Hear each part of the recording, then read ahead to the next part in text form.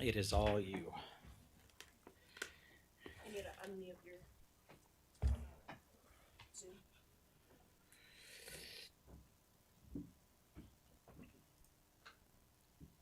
We are unmuted. Nobody in there. Only Anne-Marie.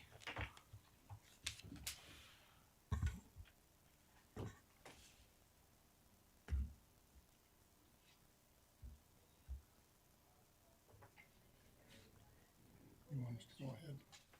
It's all yours. Go ahead, take it away, Commissioner Graves. Okay, we will go ahead and open the work session this morning. A number of items to be shared. So we will go ahead and proceed with the roll call. We have two members here, Commissioner Adams and myself. Absent is Mr. Commissioner Maryboy. So there's a quorum. Agenda items or San Juan County counseling update, Monticello Airport hangar discussion, U.S. Forest Service plan comments, county administrator update reports. So we'll start with the counseling update.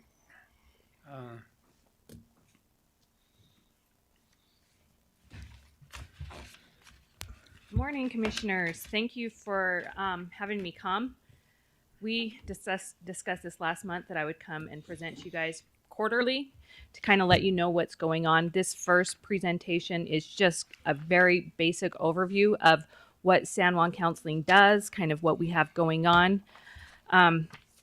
First off, introduce myself. I'm Tammy Squires. I'm the Executive Director of San Juan Counseling. I've been the Executive Director since 2014. Before that, I was the Finance Director. I brought with me a couple people. I brought Aaron Duke. He is our new Clinical Director. He took over Ryan Heck's position. He left several months ago to go be with his wife in St. George. So Aaron is replacing Ryan's role. And then I brought Lynn Mitchell. She is our prevention coordinator. And she's actually, after I take some time, she's going to talk about what she's doing because prevention does just some amazing things. And she knows it better than I do. So I brought her to talk about it. And then, of course, I've got my board chair, Lynn Stevens, here with me. As you guys probably know, San Juan Counseling was formed by the commissioners back in 1997 to provide mental health and substance use disorder treatment in San Juan County. Before that, we were a part of Four Corners Behavioral Health, which is primarily they're centralized in Price, and they cover Moab. They used to cover our area. Our commissioners were not happy that services in our county were not being to the level that they thought they were. So we broke off. The commissioners broke out of the contract with Four Corners and created San Juan Counseling. Our official name, if you ever see it, it's a long one. It's San Juan Mental Health - Substance Abuse Special Service District. But to make it easy, we go by San Juan Counseling. The mission of San Juan Counseling is to strengthen and maintain emotional well-being, growth, and dignity for individuals and families in San Juan County by providing professional treatment, education, and advocacy in a caring and collaborative manner. So our main building that we reside in mostly is down in Blanding, and it was built in 2017 through the county. Actually built it in cooperation with some CIB funds. Thank you, Bruce, and the CIB board. It's been an amazing building. We share it with public health and with the clinic. It's been a really good facility for us. Currently, we're a small agency. We have 33 employees, and that's throughout 4 different locations that we have. 22 of those are full-time. So we have oversight by a couple different agencies. We have oversight by the Division of Substance Abuse and Mental Health. And I know you guys were at a meeting last week where they were and the Department of Health was, and kind of talked about the changes that are going on there. So that's what they're currently called, but they're changing their name to the Division of Behavioral Health. So you'll start hearing new things as time moves on. We also have additional oversight and requirements by Department of Health through Medicaid.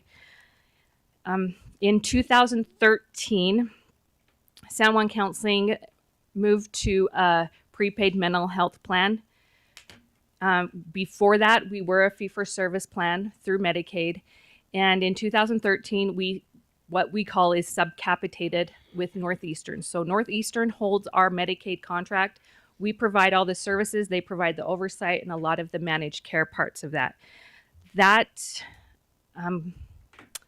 effort has been going very well. We have a really good working partnership with Northeastern Counseling, and it's been a really good thing. It brought in a lot more services to our county.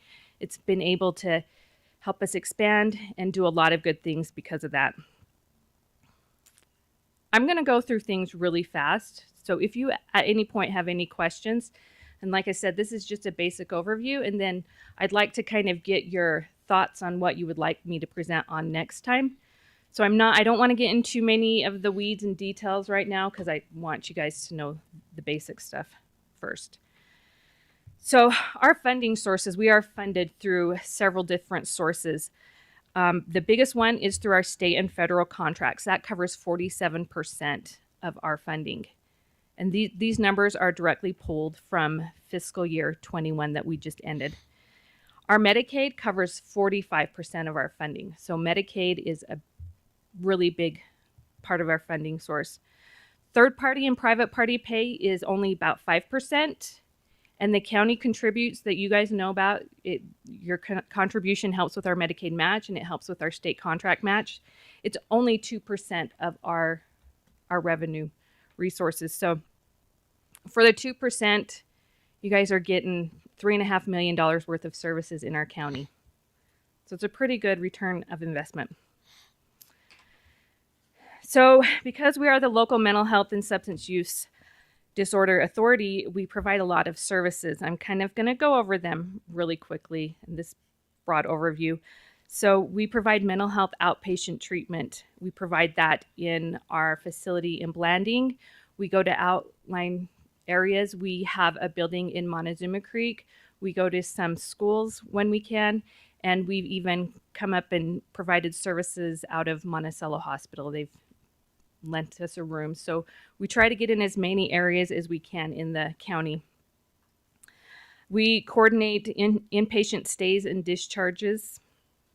We have several day treatment programs, and day treatment is a more intensive service for people that need it. In those facilities, we provide skills and case management services to keep people in our community and to keep them safe and to keep our community safe. The 3 day treatment programs that we have one in Blanding, we have one in Montezuma Creek, and we have one in Mexican Hat. We coordinate really well with a ride service that brings people into those facilities. You guys know it's a huge county and it's hard to get centralized access for everybody, but we've got a ride service that will go and pick people up and bring them into services. We also do medication management. We have a prescriber, and he prescribes the complex psychotropic medications that are very important. And we work really hard to do some medication management for our more severe folks. On the substance use disorder treatment side, we have an adult drug court. The purpose behind the drug court is they want to combat drug-related crimes within the community.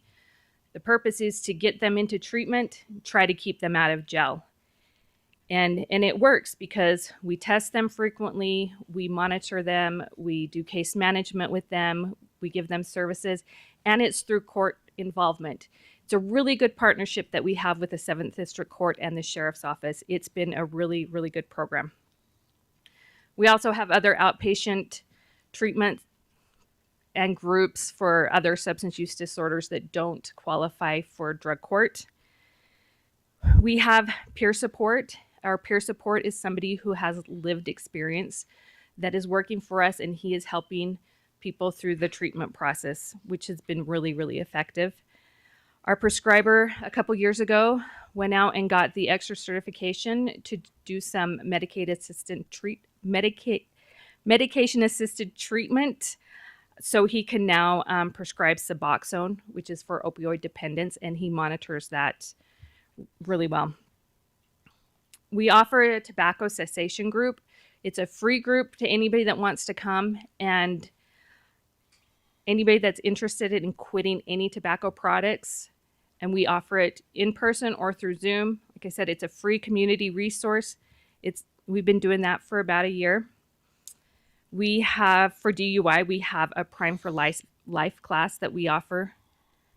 And we offer parenting classes. It's Strengthening Families. It's a 7-session course, and that one is also free to community members for anybody that is interested in that. We've done it over Zoom and we've done it in person. We've had some pretty good success with that. One of the newest programs that we implemented last November was the Mobile Crisis Outreach Team. It's a 2-person team that responds to behavioral health emergencies in the community, and those emergencies are defined by the members of the community. And so we go out and we meet the individuals where their crisis is happening. And we also offer additional free follow-up along with the MCOT, which is, MCOT's been a really good thing. It's been a good resource for a lot of people. I know you guys at your meeting last week heard a lot of the challenges across the state. We are facing the same challenges. The state level changes are interesting. They're changing daily, so we don't know how exactly they will affect us, but I'm trying to keep a good pulse on it and be involved to see how those things happen. And then also we are suffering from some pretty serious staff shortages. We've had really bad luck in the last year. We've lost several of our therapists to unforeseen circumstances. So, but we will just be pushing through and moving along and figuring those out the best that we can. So that is my part of it. I know that was very broad and kind of fast. Do you guys have any questions?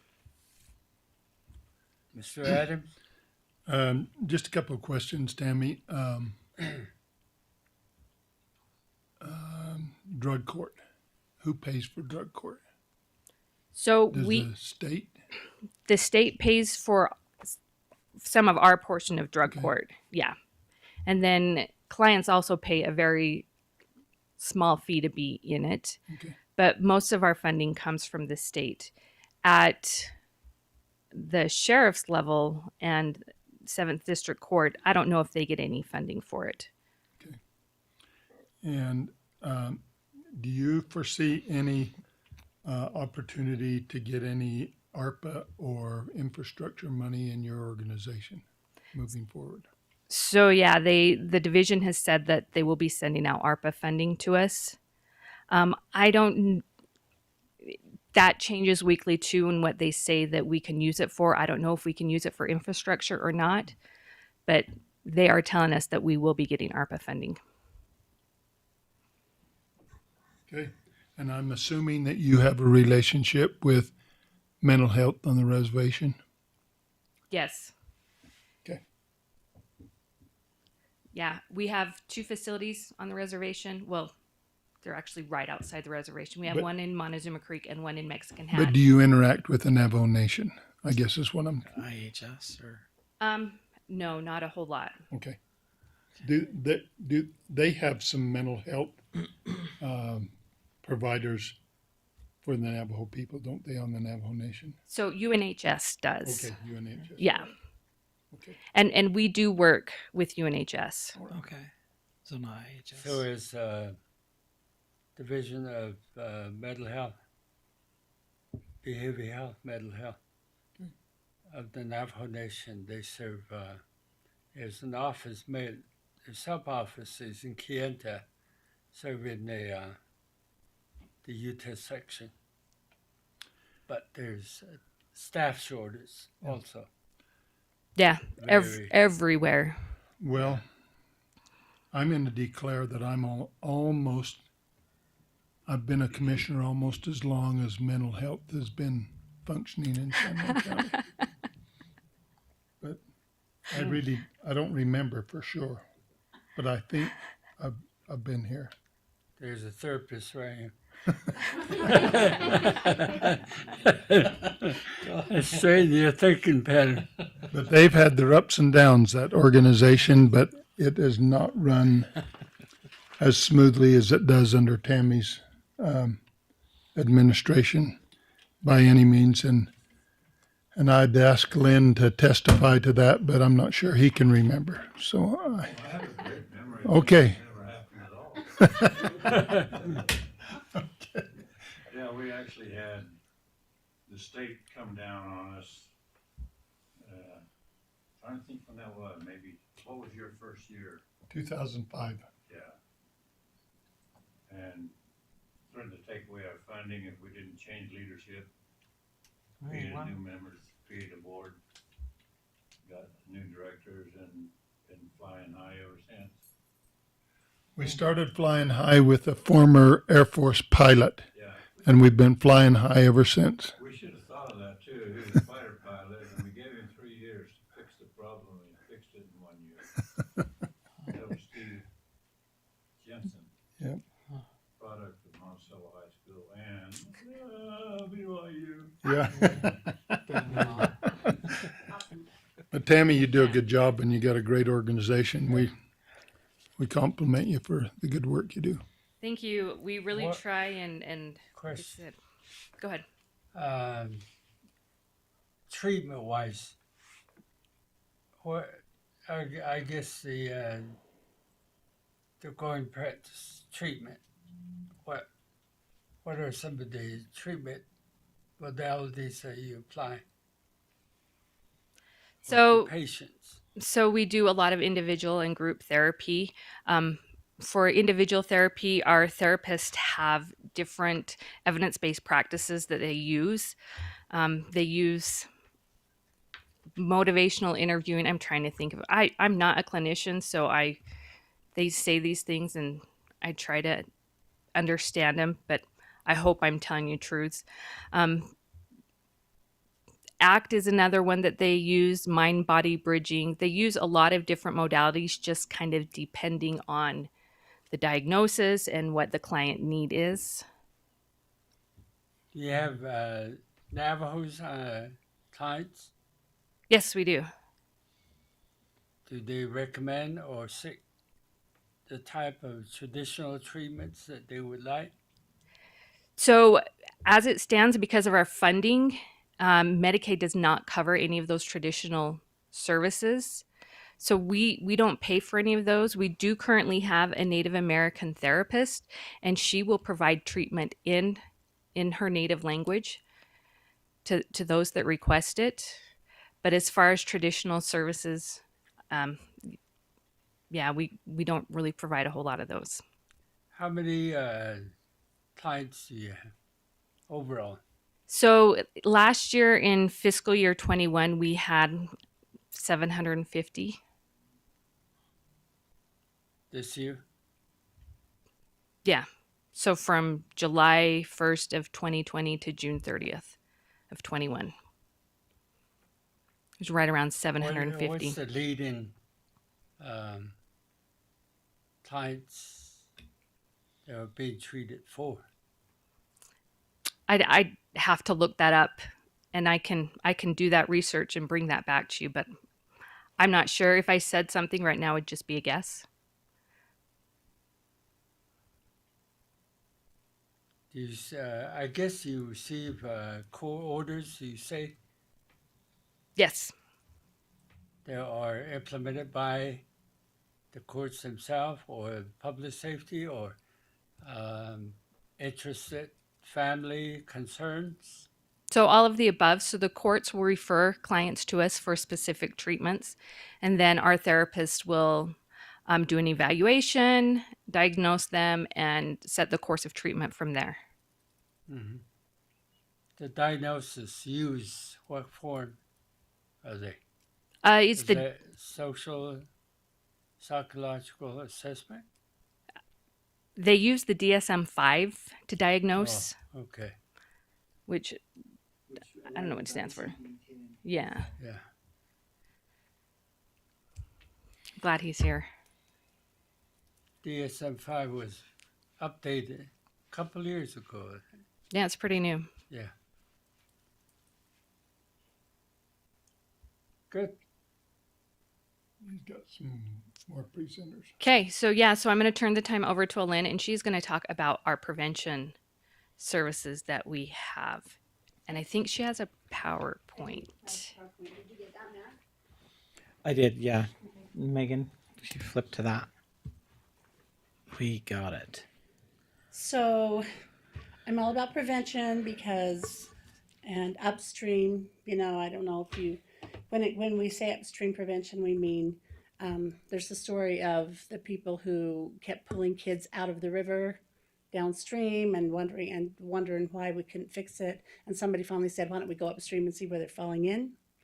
The same thing is, and I have this little poem that I have a little bag for each of you guys with a few prevention things in it.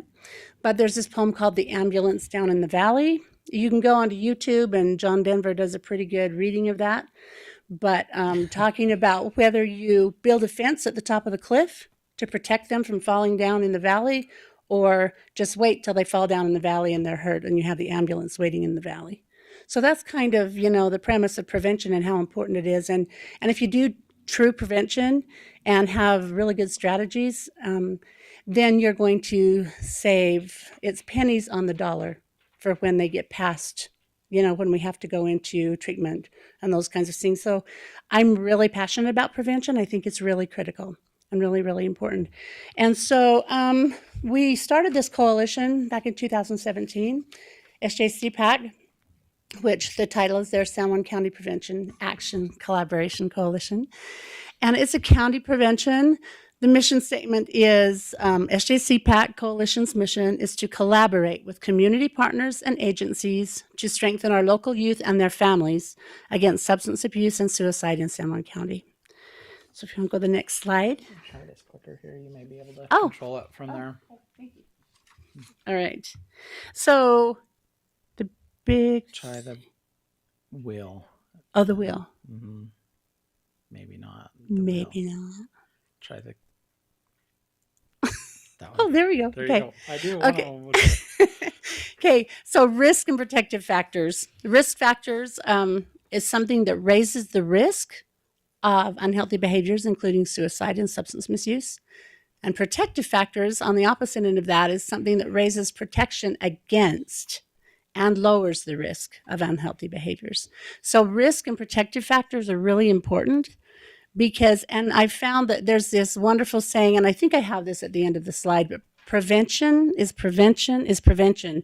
So if you work on some of these risk factors that families have in the area of substance misuse, you're also going to help prevent domestic violence. You're also going to help bolster education and things that are so much more important. So if you work in one area, it spreads. Prevention is prevention is prevention. Does that make sense? So when you work on one thing, you're going to affect just about every other aspect of people's lives.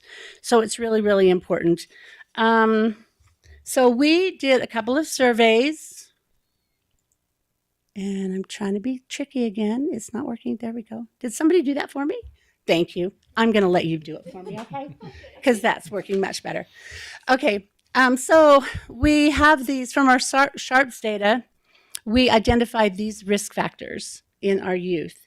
And up until we weren't able to work with Navajo Nation to be able to get it with our local San Juan County youth, but just this last couple of years, we were able to get that through a couple of efforts of our coalition members, Native Americans who went to all of the different chapter houses and talked with people and helped them understand the importance of our Native youth and our kids in our river region schools being able to have this survey, because the reason we do this survey is to find out what is important to those families and what the youth are struggling with. And so we have been really, really lucky to be able to get that to pass.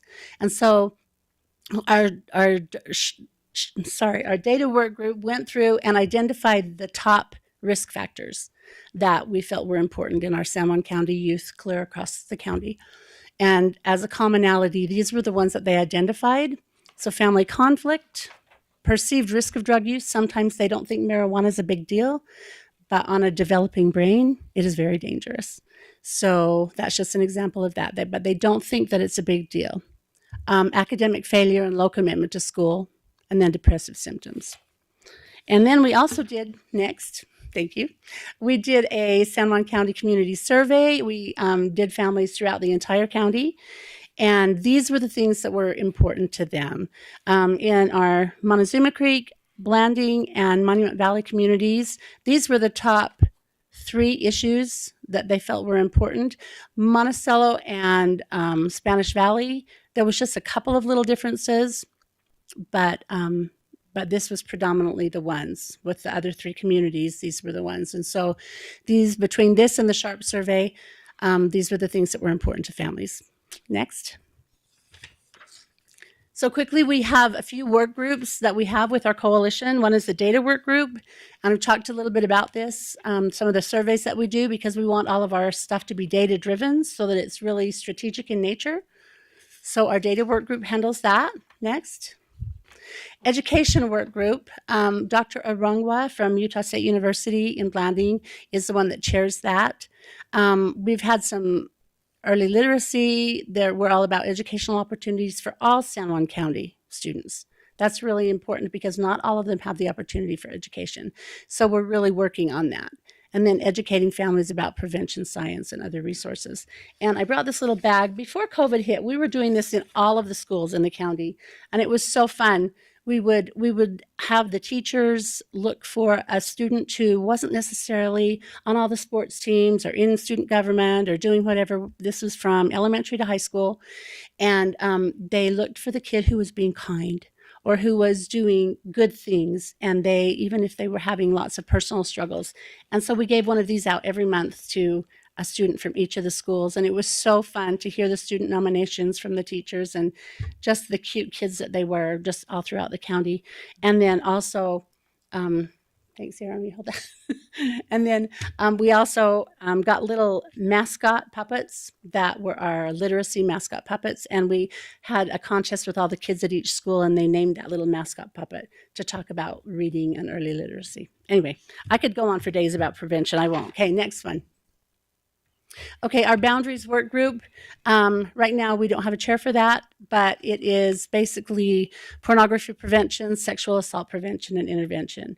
And we have a lot of community partners and a lot of agencies that work with us. We have like over 70 different people that we invite to our SJCPAC, and consistently we have between 20 and 30 show up, which is really great. But to be even on that list of 70, they would have had to have come to SJCPAC at least twice, and they're involved. So we have an awesome coalition.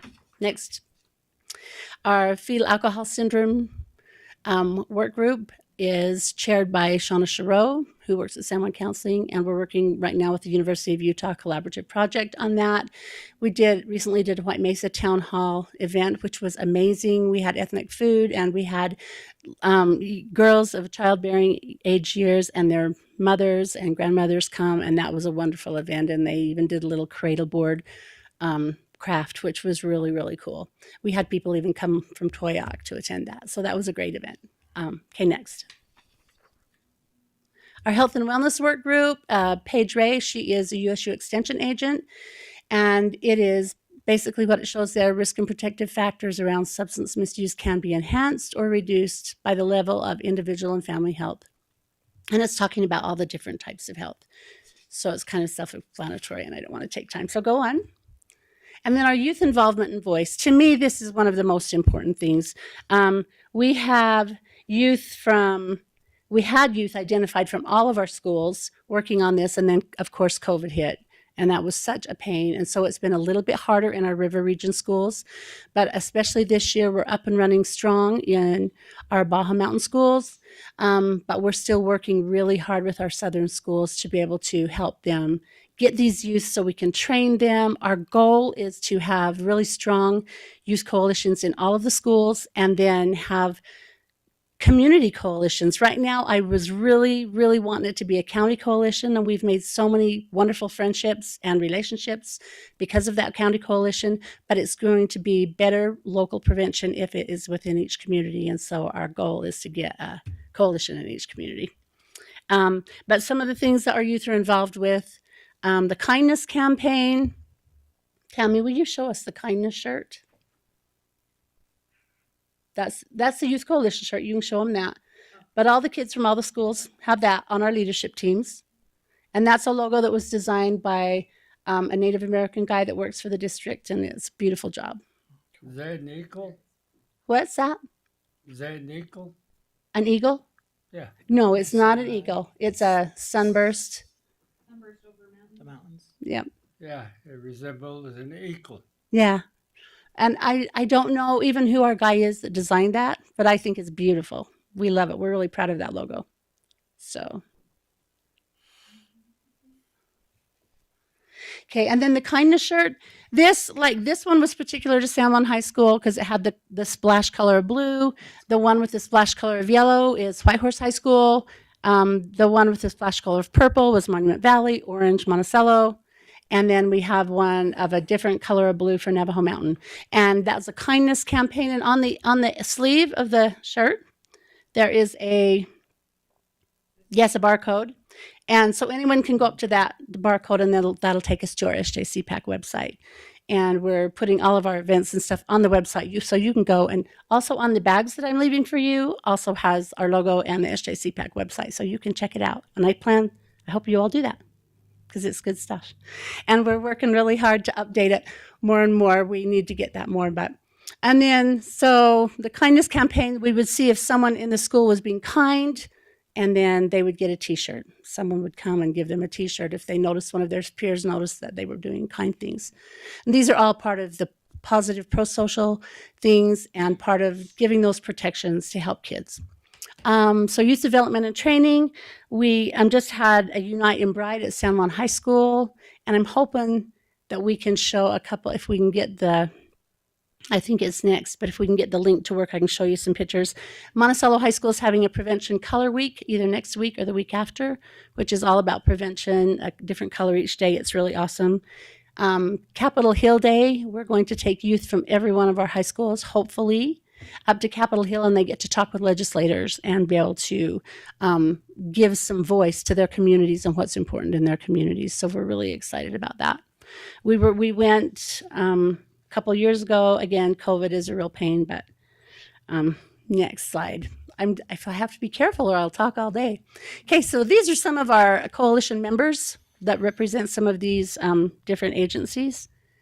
And this is really weird. It isn't turning out on the slide the way that it's supposed to. But anyway, you can see a lot of them. I'm not going to go through all of those. Okay, next slide. We're working with, oh, wow. Did this translate come into your computer, Matt? Because this is not what it looked like on my computer. It could. Yes. Things get lost in This is translation. not what it looked like. Anyway, this is what it looks like. But we worked with the Live on Utah suicide prevention campaign is this for the state of Utah, and it's an awesome campaign because it gives a positive message about living on. But we felt like it didn't really work for our communities in San Juan County. And so we worked with the Urban Indian Center up in Salt Lake and with a Native American photographer and had him take some pictures that we collaborated with him on. And so we came up with some really awesome posters, and you can see them better on this. I don't know why it's doing that. It's probably But- because it's Google presentations instead of Oh, Microsoft okay. PowerPoint. Anyway, so, just having open conversations, asking people if they're struggling, asking why, and just really a great approach to suicide prevention, because we understand that to be culturally competent, a lot of our Native American folks, it's taboo to talk about suicide. So that's a delicate issue that we really try to work with. But this is a real positive slant about being, living on, and what do you live on for, and the positive things. So it's a great campaign. Okay, next one. So some of this messaging is kind of off of our Parents Empowered campaign, which is another Utah campaign about how powerful parents are in their kids' lives and how it can make a difference. But we changed it to be something that is this is going to be a San Juan County campaign. It is tailored specifically for our county. So let's do this. And do you want to show the shirt, Tammy? So let's do this. All of the kids in middle school and high school were supposed to get one of these last spring. And on the back, it talks about how important those things are. Healthy brains, family time, school time, and active time. And then we have another version, which is the same thing, but it's Studis. It's kind of a play on let's do this. It's Studis. And it's, again, on the back, talks about healthy brains, family time, school time, active time, and living our culture. So it's really fun, and you're going to see more about this. We're going to be hitting the radio stations, and we're going to get more T-shirts so that adults can have it. But we're so excited about this campaign. It's going to be great, and the thing that makes it cool, like I said, is that it's a San Juan County campaign, and it's really, really important. And I know the Studis T-shirts were a lot more popular than the Let's Do This T-shirts. Everybody wanted those. Okay, next. So community events, we just had a bunch of community events that I applied for a grant, and we got money for community events in all of our schools. And so everybody did something a little bit different. And this link can take us to some pictures. I don't know if you can get that link to work. Oh, look at that. So here's a few pictures that kind of show you. So this was at San Juan High School. This was Unite in Bright, their neon week, and about being kind and doing things with each other. And it's a prevention week. Keep going. See some, and we have a lot more pictures. I'm not sure if that was Monticello, where these pictures are all from. I had people contributing to the keep going, because that's the drill team at San Juan. Okay, I think that, was that in Monticello maybe? Keep going. San Juan. Is that San Juan? Okay. Yellow. Oh, okay. Keep going. Okay, so here's a couple of our students' T-shirts. And I'm not sure if this is Monument Valley or Montezuma Creek, but they just all had some really awesome things, and I'll talk about them after we get through a few of these pictures. Just zip through them just so you can kind of have an idea. Some of the, they put a lot of those in. There's Montezuma Creek. And this was a Wall of Wonder. That was down in Montezuma Creek, I believe, that they did positive things about their teachers. Oh, that was at ARL. That was at Alberta Lyman Middle School. I wasn't at all the events because they were all on the same day. Okay, and this was their Wall of Wonder. They did put positive things about people in the community. Okay, keep going. And I don't know, has anybody been to Montezuma Creek and noticed all of the cool artwork on the fence at the high school? That was prevention. Okay, keep going. Okay. Just kind of give you a brief overview of, it was just such a success and so fun. I know Blanding Elementary gave out book fair coupons for their families. Just a super, super successful event. Okay, I think that's cool. okay. Anyway, so on to the next slide. Sorry, Tammy, am I taking too long? Okay, so these are just some of the numbers that we got. 900 people showed up at the Monticello event. They had a family meal, they had family resource handouts, and they did a family game for every family to take home. In Bluff, there were 224 people that came. They did family meal, a family engagement activity, and I'm not sure exactly what they did, but this is what they reported to me. In Blanding, there was 1,300 with that Unite and Bright Week, and then they had the book fair coupons. Oh, the gaming club, I wanted to tell you about that. They started a club at San Juan High School called the Gaming Club, which you would think, why are they having a gaming club at San Juan High School? But they have a new teacher, the math teacher, who is really excited and got that going. And we got a letter from the high school saying, we just wanted to thank you guys so much for the support. We decided to spend the money on board games, gaming systems, and outdoor athletic games. The games will support lots of activities. When they had the sign up for the clubs, it was Club Week, they had kids down the hall. I think they had 70 kids sign up for this gaming club. And they were kids that weren't involved in anything else at all. And kids that came from down south off the reservation and just from all over that attended San Juan High School. And one of the teachers got a note that said, and maybe I'll just read it. Let's see. Most of the students who signed up to be in the club were kids who had never been involved in anything. No sports, clubs, or school spirit. Mr. Quinn has an infectious excitement and passion for gaming, and the students are excited. One of the teachers emailed him a quote that one of the students had written on an assignment. I would like to make a final push towards graduation rather strong. I feel more determined this time, and I have the motivation of Gamers Club. So it's bringing kids together from all walks of life, and it's unifying kids that have never even talked to each other. And they're really trying to create an inclusive culture at San Juan High School. So it's been really, really awesome. And then they have family game nights where families are invited to come and play games with their kids. And so it's been really awesome. So I just had to share that. Okay, next slide. Monument Valley, we had 565 people come. They turned in pictures online of them in their Studis t-shirts, and then they had a drawing for that, and there's a live link for that that's showing them giving the drawing for a lot of these cute kids. There was a family meal drive-through, prizes for bags and the bags of flour. Montezuma Creek had 789 people show up. And they also had a timed family meal, a drive-through where the family could come get the meal and see the teachers, but they had it scheduled. So they were really, really careful to follow Navajo Nation protocol on COVID safety procedures. So it's really important for us to know that. They were really careful with that. Okay, next. Upcoming prevention stuff, Dutch Oven Days in Blanding. We partnered with the city of Blanding. That's going to be fun. I talked about Color Week, Capitol Hill, and then lots of youth leadership training. Go on.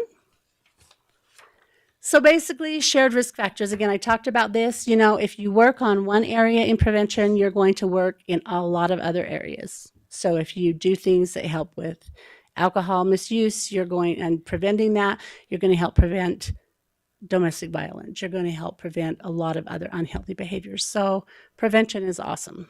Okay. And then this was from a couple of years ago before COVID when we took some of our youth to a Snow College leadership training.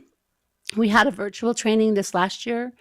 These are some of our kids that were at the training. The only high schools that we didn't have represented, and I tried, but they just didn't get the youth there, was Whitehorse High School and Navajo Mountain. But the other schools were all represented with youth that went to that training. So we're really excited about our youth coalition, and we feel like it's going to do lots of awesome things. Okay, next. And that's the mission for the youth coalition, to reduce the risk of substance misuse and suicide by supporting, empowering, and educating youth and their families in San Juan County. And I think that's it. I think we just have and then that's just the link to our website. So that was a lot. I talked fast. Do you guys have any questions for me? Yeah. Yeah. The education portion, Navajo Mountain High School was not even addressed. Not even what? Addressed or provided those interaction. Which one? Which interaction? The public gathering recognition. And I know that every high school wasn't included. I think that they gave money to every high school, and Monument Valley was working with Navajo Mountain, but I'll have to check on that. Like I said, I wasn't at every school because I couldn't spread myself that thin that day, but I thought that they sent money to every single school because they really try to be cognizant of Navajo Mountain. I know that when we put our Parents Empowered banners in all the gyms, we made sure that they went out to Navajo Mountain. And COVID has been really tough, and you know that, right? It's been really hard to be able to make that interact, but we are always trying to do everything we can to be inclusive of them. And I'm always open to that because I think that that's really important. Yeah, COVID is the problem, but you went to Monument Valley, to other high school, Montezuma Creek, Landing. Well, what we did is we sent money to all the schools and let them do what they wanted to do and what was working for them. And I'll have to find out. I don't know what the district sent to Navajo Mountain, but I can certainly find out. Because they are not, I know that they tend to get forgotten because they're so small and they're so remote, but we really are trying hard to make that so that that doesn't happen. And it's a challenge, But we try hard, and part of the reason we want to have these local coalitions is because we need to find the funding and the money to be able to build that infrastructure in each of those communities. Well, it's always the case anyway. I know, and it's not fair, but we're working on it. We truly are. So, any other questions? Success versus recidivism. What's the ratio? You know what? I would have to find out. I mean, I would think that that would be location specific, but as far as a general prevention science, if you can get ahead of those risk and protective factors and do the upstream, like I talked about, it is a lot higher to be able to. I mean, because we're not on the treatment side and prevention, right? Trying to make that happen. So as far as recidivism, I don't know that I can address that because my focus is about prevention and stopping it from happening in the first place, which is tricky. And I worked on. You can't leave that. No, the no, you can't. falling off. And that's why we're a Because team. Even though you're in prevention, Right. you have to, in the back of your mind, look at the data and say this many fell off the wagon. Right. And then preventing them from reusing. Yeah. And I don't have data on that, but I can find that for you. If you want a specific question to a specific area, I can do some research and see what I can find out for you if you'd like. You know, that's a hard question to answer because nobody has a crystal ball, right? Right. You can't really say because of this I did prevent this, because if you didn't do it, what would the outcomes be? You can kind of know from research what they say if you work on those protective factors and the risk factors. You can kind of find what the research says, but there's no magic way to say if I didn't do it, then this many people would have used. That's a hard question to answer, and it's one of those ones that I struggle with too because how do I prove that what we're doing works? The other notice that I observed through your presentation is the treatment modalities. You didn't seem to base the whole program or portion of it on belief and practice. That's actually one of the protective factors. I've given you guys a paper of all the protective factors that we're trying to address. Yeah. And I know that UNHS has a lot of people on our coalition, and we work really closely with them to try to help, families in their catchment area. So it is, like Tammy said, it's tricky, and everybody has different risk factors, right? Every family, every area has different barriers. So it's tricky, but the best thing we can do is keep trying. And I can guarantee you that I try really hard to be able to include everybody and be really inclusive because I think that's really important. Yeah, and that's why we gave the money to the schools, to the local areas for them to decide. The way I was taught was that I build my belief in faith Yeah, for sure. That's a huge protection. first, then build on the psychological, the physiological, and so forth. So your base would be stable. Yep. Whatever your psychological problem would be, you fall back and say you have a base. Physiological problems, you have a base to fall back on. Your social, environmental problems, you have a faith to. Yeah, I completely agree with you. That is the core thing, that protection, the family, the bonding, the belief system is core to prevention. And I wish we could get everybody to do that, right? But we just have to keep, because that's the core foundation of taking care of a lot of families. Poverty, all of the things that you could list can go back to that core issue of who am I at the core? What is my family? What is my tradition? What is my belief? And that's critical. That's a huge protective factor. So I agree with you. Practicing. Okay, thank you. Next. Are you up, Mr. Stevens? Did you have anything else, Tammy? That's everything, unless you guys have any other questions for me. I think one follow-up question for me is, and it's an overall holistic. So on the opioid settlement cases that are coming through Utah, if there is a settlement, those funds have to go specifically towards opioid prevention or something related specific to opioid. Is that your realm only here in San Juan County, or are there other entities that would participate in that?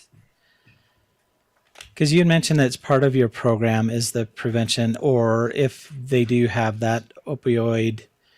Yeah, and part of what Alynn's funding has been opioid prevention money. Okay. So she's been using some of that. It's not settlement money that she's gotten, but she's gotten other Prevention.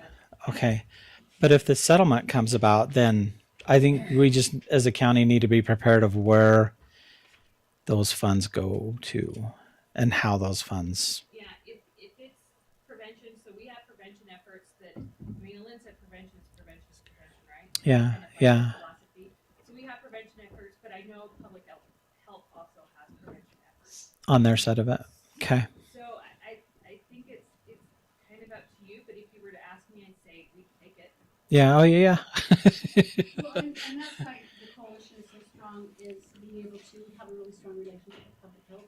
Because we have to work, I mean, we can't, with our limited resources in our county, we have to work together and we have to be unified and we have to, that's why I was so adamant about a county coalition, you know, working together to deal with all of our stuff. Yeah.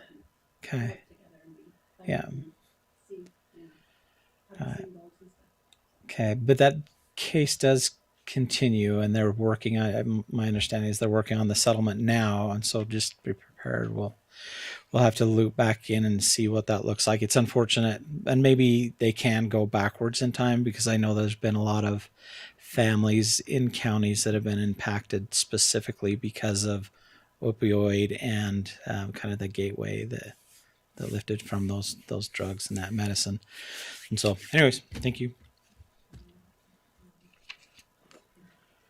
Thanks, you guys. Thank you for your presentation. Thank you. Way back. Bye. Thank you. That was very helpful. We need to take the music.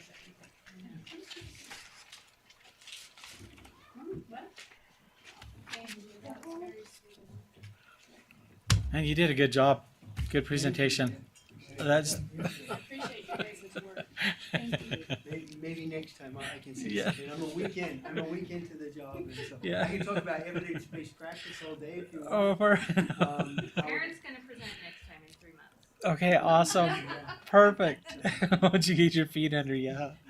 Well, congrats. That's cool. Thanks, Lynn. Thanks, you guys.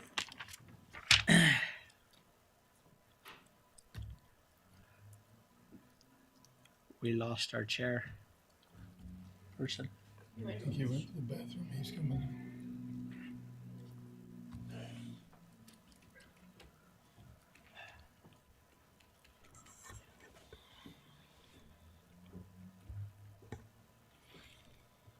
Oh.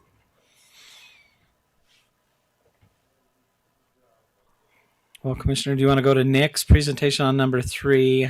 I can loop back up to number 2 later on, but if we go to number 3 on the agenda, at least that'll get Nick for the remaining half hour. Nick, how long do you think you'll take? Pardon me? How long do you think you'll take? 10 minutes, unless there's a lot of questions. No. This is just an introductory.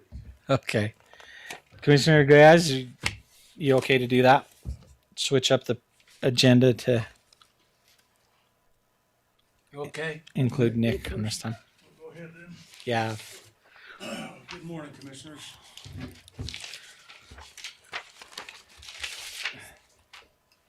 I've got a paper handout for you. If you want to look at this instead of your computer screens. We've got one in our packet. Pardon me? We've It's got in there. one in our- Oh, you got it already printed? Yeah. Oh, I didn't realize that. Yeah. Okay.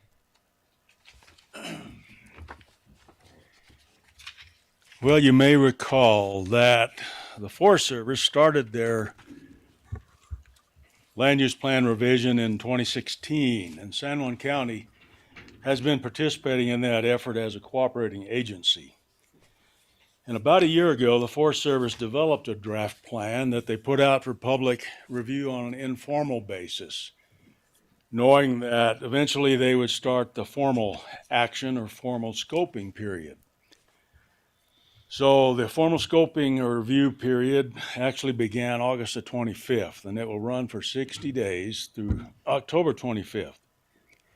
Now, the plan is organized by resources such as soil, water, air, timber, vegetation, livestock, forage, wildlife, habitat, cultural resources, etc. And there are also sections of the plan that deal with special management areas such as potential wilderness areas, municipal watersheds, and the Elk Ridge Geographic area.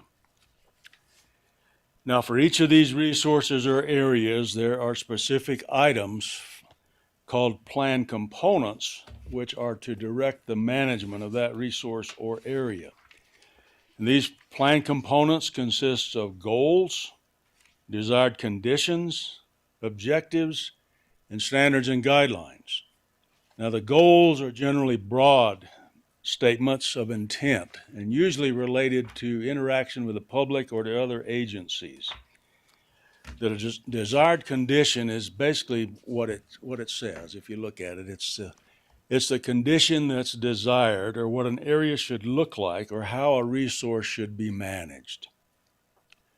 And the objectives are the methods or the nuts and bolts activities that are used to achieve that desired condition. And standards and guidelines are basically just sideboards put on those objectives as to how a project would be designed or implemented to protect a certain resource or value. Now, in your packet, you've got the notice of intent, which will give you the website where you can go online and look at the actual draft plan and the components of that. And I've also made a few copies of some notes, or not notes, but maps, selected maps. These are not all of them, but these maybe would apply or be of interest for certain areas. Now, there's both the South Zone, which is the Moab district, and the other South Zone, which is the Monticello district. So, for instance, if we look at that first one for the Monticello South Zone District, this is the Recreation Opportunity Spectrum classes. And these are classes that the Forest Service has designated for certain land areas based on the aspect of that land or the uses of those areas. So if you read from the top, and I know that's a little hard to read the color, the roaded natural are basically the main thoroughfares or roads through our Monticello district of the forest. The next down, kind of the yellow color, are the semi-primitive motorized, where motorized travel is allowed. Then there is the semi-primitive non-motorized, as just what it says, no motorized use. And then the primitive areas. Now, the primitive area is basically the Dark Canyon Wilderness. So you've got a range of recreation opportunities or land use classifications, all the way from primitive, the most natural or unfazed or untreated area, up to the roaded natural, which includes roads which are suitable for travel by sedans. Some of the other maps that I included for you include livestock grazing for range not suitable.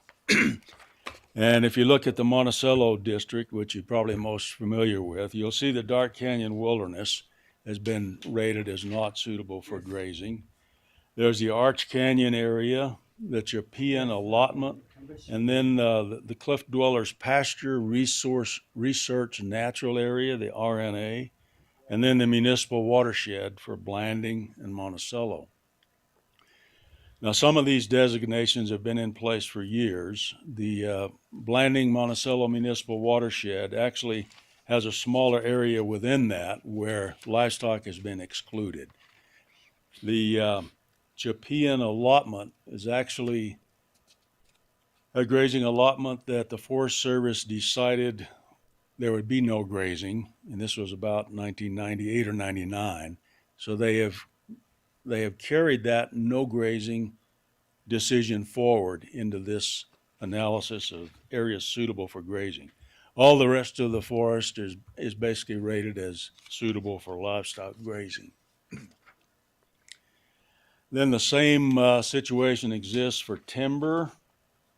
There are areas that are designated as not suitable for timber production, and that doesn't mean there can never be any timber harvested in those areas, but these are not the suitable areas or the more choice areas that could be more or less farmed for timber production.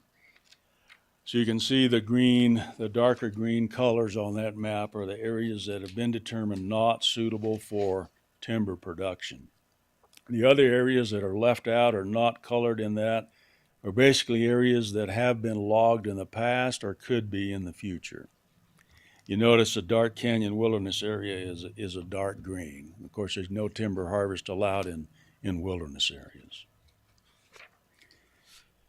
The other series of map shows areas that have gone through the inventory and the classification evaluation phases of the wilderness effort. And these show areas that will be considered for or considered further in the analysis in this plan as to whether these areas would be suitable for wilderness. And those are the colored areas on the map. So you can see on the Monticello district there are quite a few areas that are colored and designated for further analysis.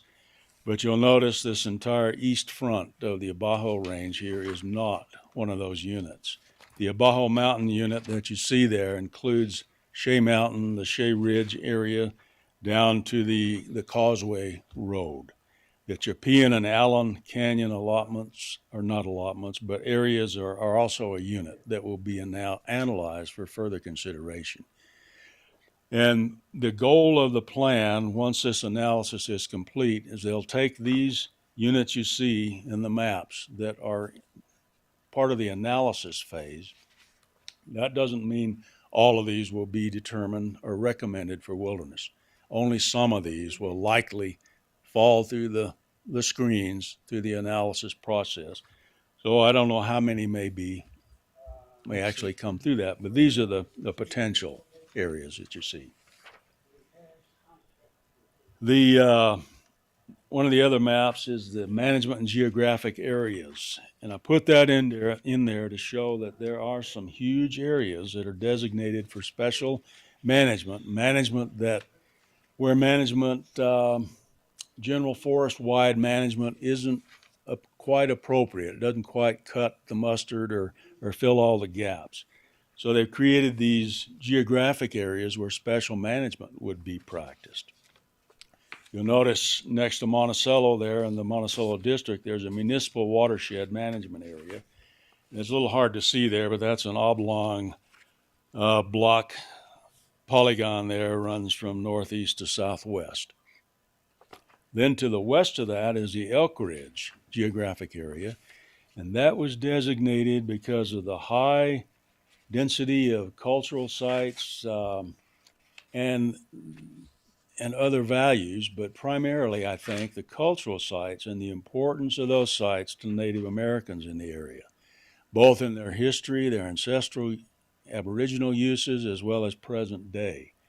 And there are also other values in there for wildlife and other things, so they've lumped all those resources or values together in this geographic management area, which would have its separate desired goals, desired conditions, and objectives and standards to apply. Let's see, another map there is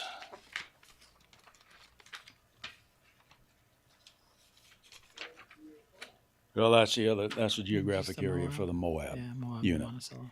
So both the Moab district and the Monticello districts of the forest may have certain management of geographic areas that are designated and that will be analyzed in this plan. So that's kind of a general overview of things here, and what you have before you are the draft comments that have been worked up for San Juan County.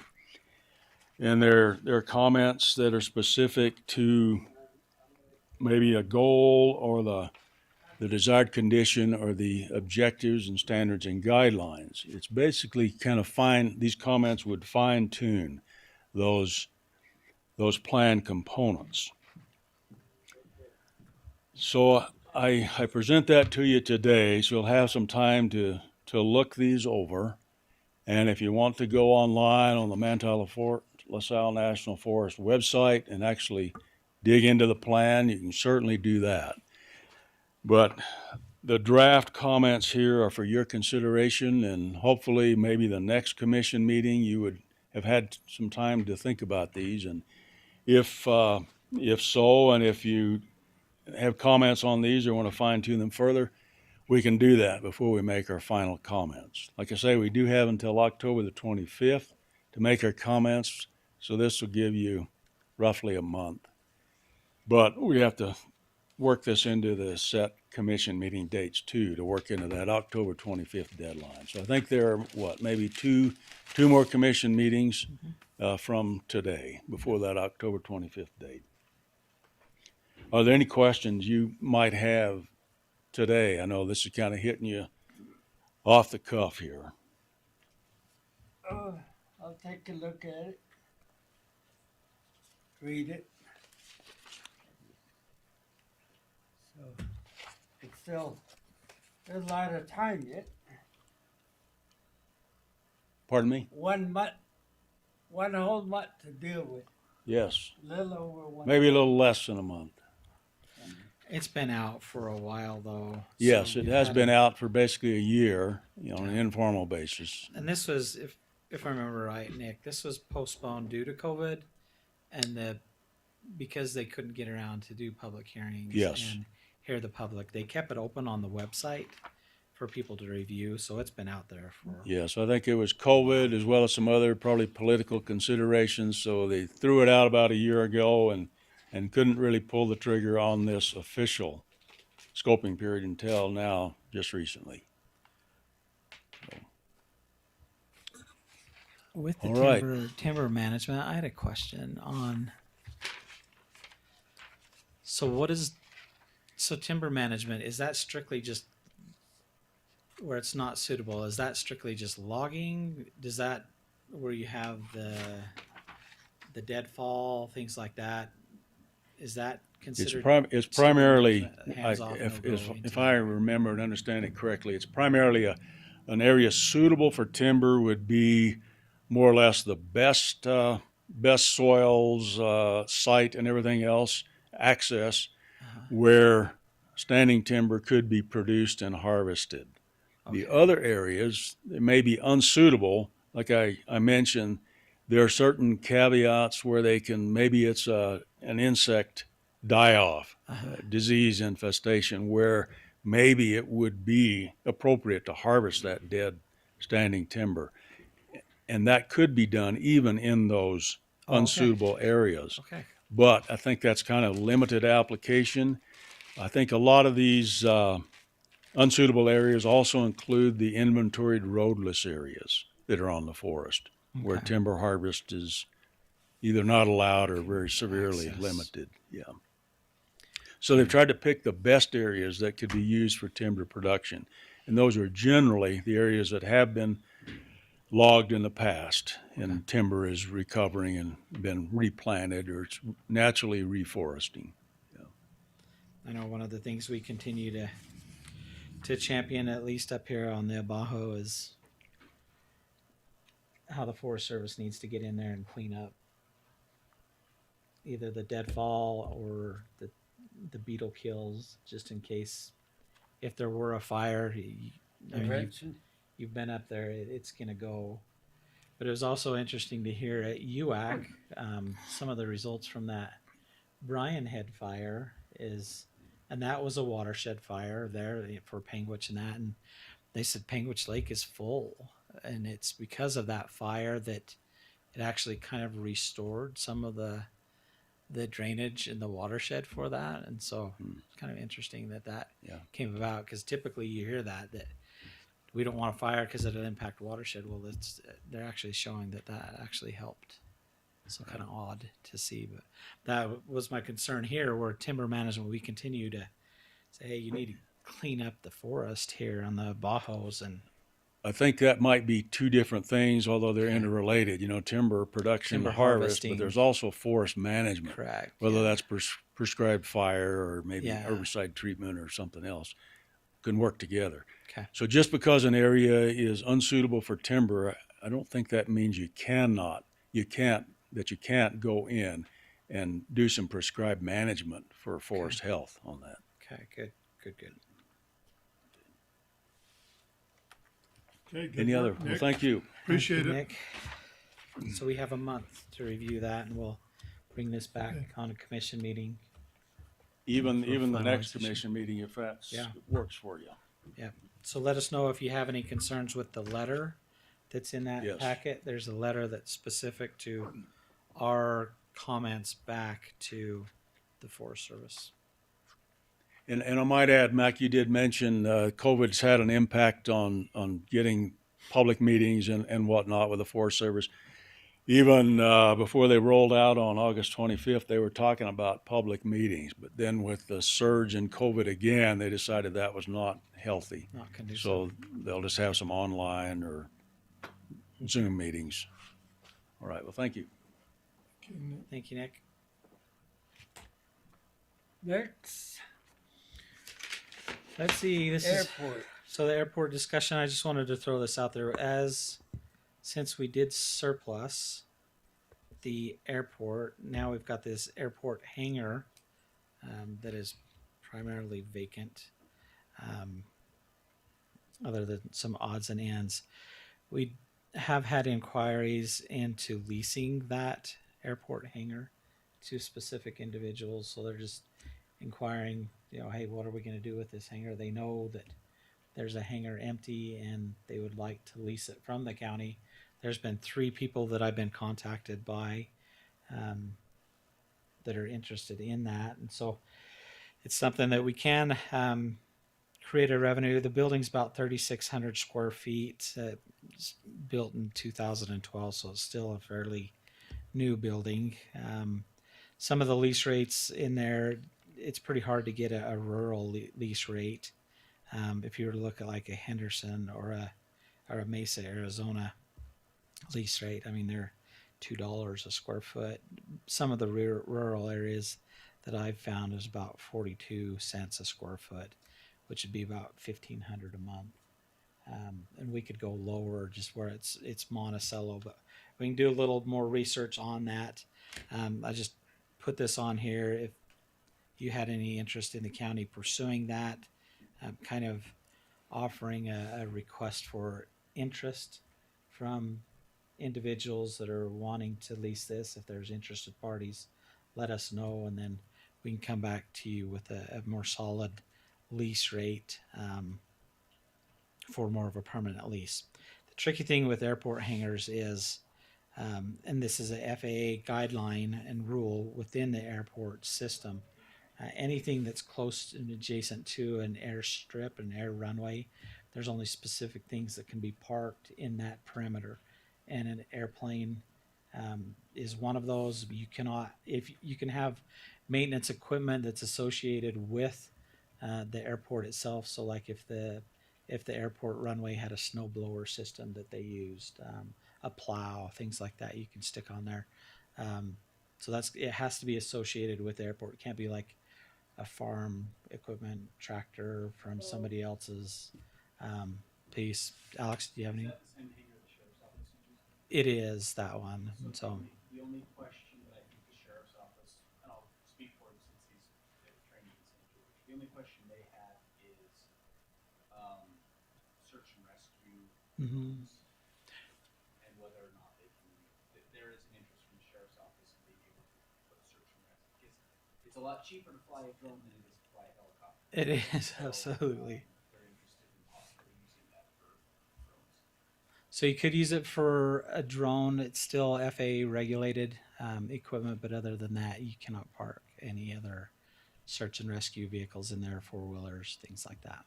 So It's an awful big building just to park a drone. 3,200 square feet for a drone. Saw the size. Well, the U.S. government, yeah. I know. Oh, but the Well, Taliban's you happy. can, now. you can stand on. Yeah, I have seen the image where you can ride them now. Yeah. So one of the things that I've liked Good about question. a I have lease, a you could question. lease Do it. we have ownership of that? Yes. Yep. We do? It is. Yep. It is our hangar. And so to me is you could create a lease revenue that could go into, so we put in our capital funds, the potential for that building, for search and rescue in Spanish Valley. You could create a lease revenue that can go specific to that fund. So you're generating a revenue that helps build that account. And so, but yeah, that We'll definitely. lease it out for $20,000 a year and buy a $5,000 drone building for you. We'll Yeah. buy you a $5,000 tough shed. But take it up with Sheriff Torgerson. I just know that they were looking for a place to park their drone. Put their drone. Okay, yeah, totally. How about they use part of the EMS building down the old road department? Is it still? No, they've got Dave. So our emergency operations center is there, but there's definitely room in that There's a lot of building. I think and of so the old office building. The old Quonset that's there. So there's definitely room to stick it in there. $3,600 can, or 3,600 square feet. It's a lot of hangar. And so Yeah, I think we ought to consider a lease rather than trying to sell it. okay, then we'll pursue that option. I'll work with the sheriff on there, see what we can do with the hangar, or for the drone. So we can stick Buy that an in. airplane. Buy an airplane. No, we could no. buy another You airplane. just sold an airplane. Yeah. You're going to buy a helicopter. A brand new one. Yeah. Go buy a brand new helicopter. Yes. Oh, yeah. So that would be super expensive for our budget. And so those planes are not cheap. So that's kind of where I'll flesh that out and bring that back a little bit further in another time. But other than that, what time are we running at? It's 10:59, so I'll hold the administrator updates. That was just kind of I stuck on there. If we had extra time, I can give you some updates on where we're at on items, but where we're out of time, we can adjourn this meeting and give you a break or go into our next meeting. Okay. We stand adjourned on this work session. Time is 10:59.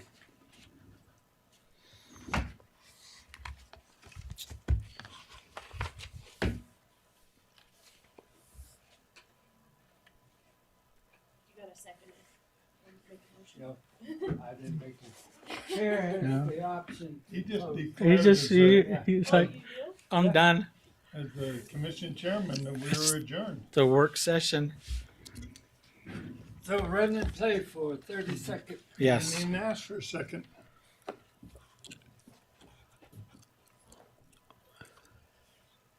My privilege.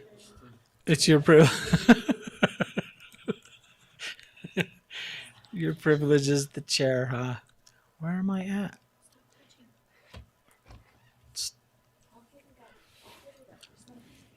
Are you gonna end it?